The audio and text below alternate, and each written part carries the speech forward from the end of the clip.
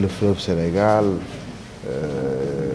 regroupe en tout cas au sein de l'OMVS l'ensemble des acteurs territoriaux à travers par exemple le réseau des maires du bassin du fleuve Sénégal, mais également avec l'initiative Fleuve, l'ensemble des partenaires et organisations qui s'activent dans ce bassin-là. Ils ont pensé mettre en place une association, si je peux m'exprimer ainsi, dénommée Groupe Initiative Fleuve, qui réfléchit pour voir dans quelle mesure l'accompagnement et le partenariat au profit des populations va être en tout cas déroulé pour une meilleure gestion de cette ressource en eau.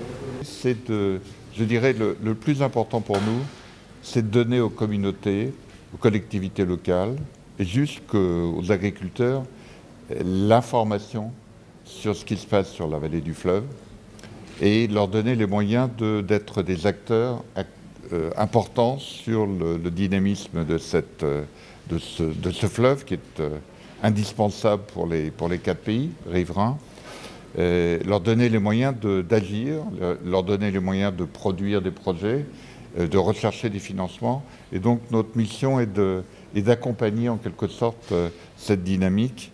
Et j'ai l'habitude dans les villages de dire un proverbe wolof, Yala Yala Bay Satol, qui est un peu notre façon d'être dans la relation avec les communautés de base.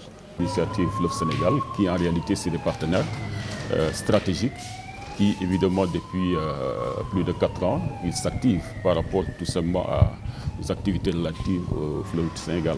Disons que c'est une forte contribution donc, qui en réalité permet évidemment à l'OMVS tout simplement de bénéficier évidemment de leur expertise.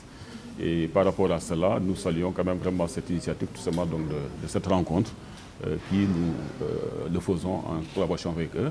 Et je vais revenir tout à l'heure par rapport tout simplement à la quintessence, parce que ça nous permet aussi de voir comment dégager une certaine synergie entre les différentes actions qui tournent autour du bassin du fleuve Sénégal.